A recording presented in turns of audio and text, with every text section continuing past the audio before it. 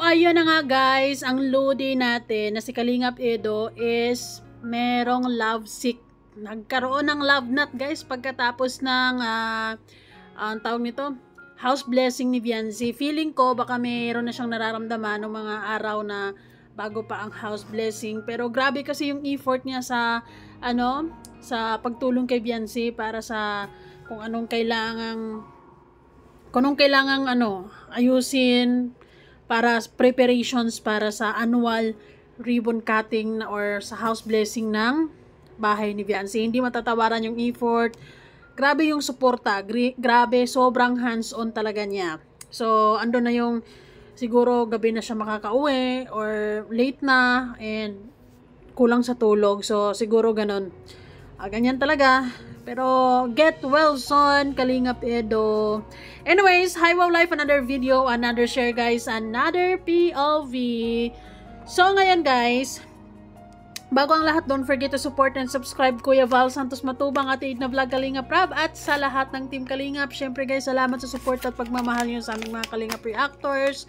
Kung naghahanap ka ng sabon na pwedeng mahiyang ka, for only 55 pesos only, message me sa aking FB, Miss M's Life. So, ngayon, nag-post si Kalingap Edo sa kanyang community, sa YouTube, of course, sa mga naghahanap sa kanya, kung saan na siya, anong balita, anong nangyari, meron po siyang nararamdaman. Actually, nung nakarang araw lang, Sunday, may post si Viancy na Get Well Soon Idol. So, yun. I think on that day is nag-start yung sakit ni Kalingap Edo. Pero, dinala-dala pa din siguro niya kasi nung kinagabihan is nakita ko pa din naman siyang nag-practice. Nag-practice sila ng sayaw for Joy's birthday and tomorrow na ngayon. Hala, sana magiging okay siya bukas kasi birthday nga ni Joy bukas, 'di ba?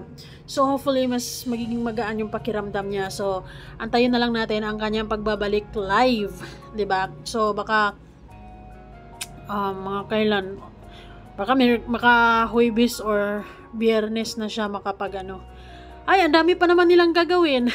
Grabe, sunod-sunod. Ang grabe, napaka-busy ng Kalingap ngayon kasi sa by Sunday, meron naman silang TV ad na gagawin. Of course, shooting yun, di ba?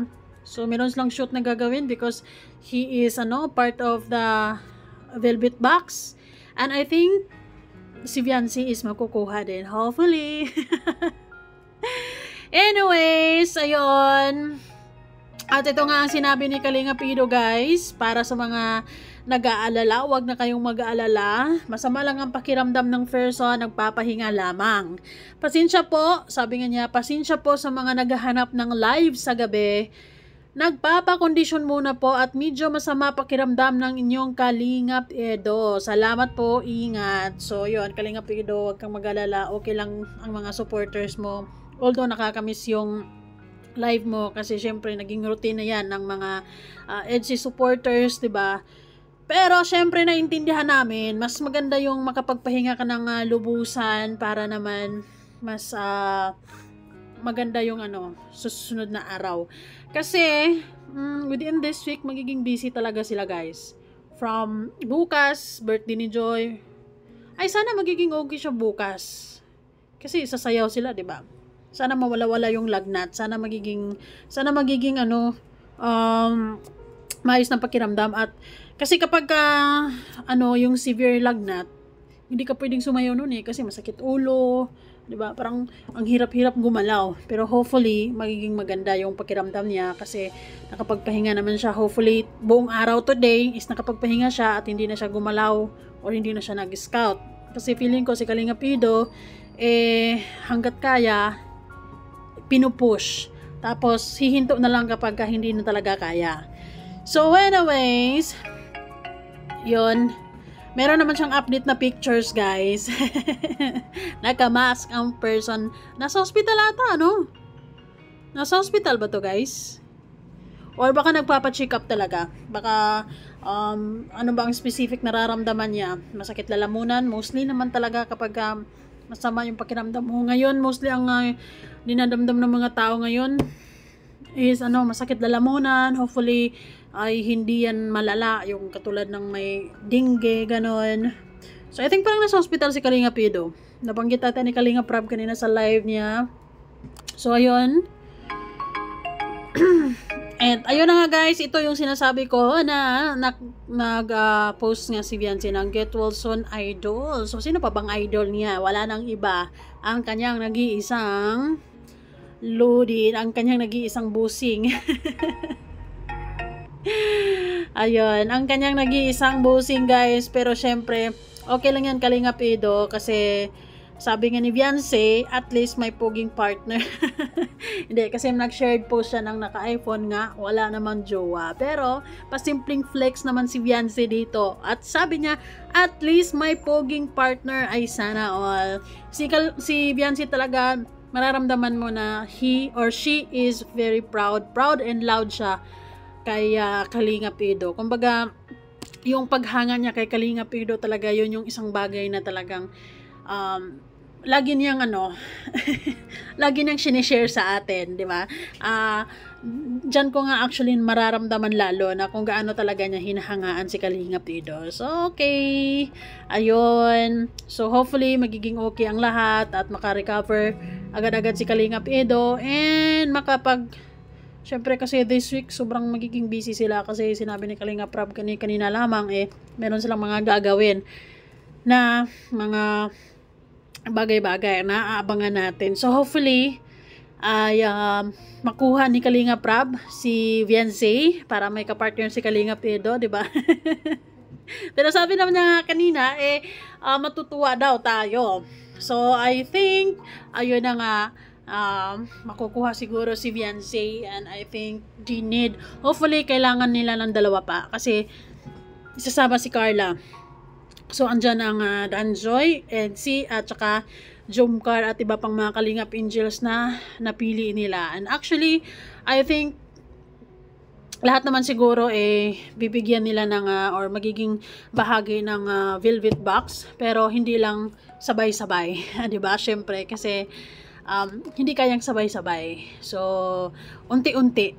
Pero grabe no, congratulations in advance kay Kalinga Pido dahil guys, makikita na ba natin sila sa TV?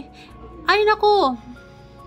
Sa 28 is meron pa silang I think kasama din si Kalinga Pido sa ano ba yun? Ano ngayon, live? Family Feud. Ay nako, Kalinga Pido, kailangan mong gumaling. Kailangan mong gumaling talaga. Ay, kasi kailangan mong uminom talaga ng gamot at magiging maayos agad kasi within this week talaga full pack pala yung sked nila kasi 28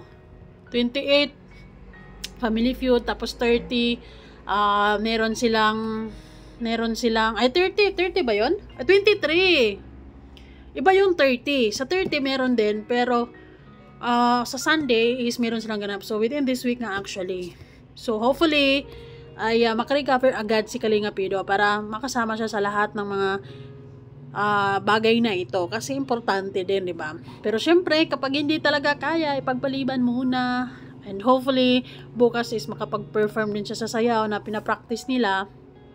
Pero kung hindi pa talaga okay, para di naman mabinat at makapag-shoot pa ng TV ad or para sa Family Feud, ay nood na lang muna. So ayun, grabe, nataon din nataon sa linggong sobrang busy nila guys and nakakalungkot. Pero okay lang yan, alam ko na sigurado ako na for sure nag-uusap naman yan sila ni Viancy and walang nag-alaga or inaalagaan din yan ni Viancy or baka dinalaw ni Viancy sa hospital or kung ano man or through messages, chats or video call, basta for sure hindi niya pinababayaan ang kanyang poging partner. So, ayan lamang guys. Salamat po. Get well soon, Kalinga Pido. And ayun, inom ng maraming tubig.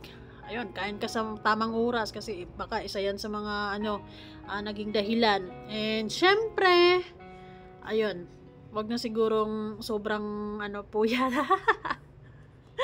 Nasa puyatan era baka ang dalawa na ito kaya ganun din isa din yun sa mga reason, di ba? Anyways, ayun, love knot lang naman yan, kayang-kaya yan, di ba? Yakap Sol at Kiss Piren is gagaling na yan. Thank you guys so much, maraming salamat po, and bye-bye for now.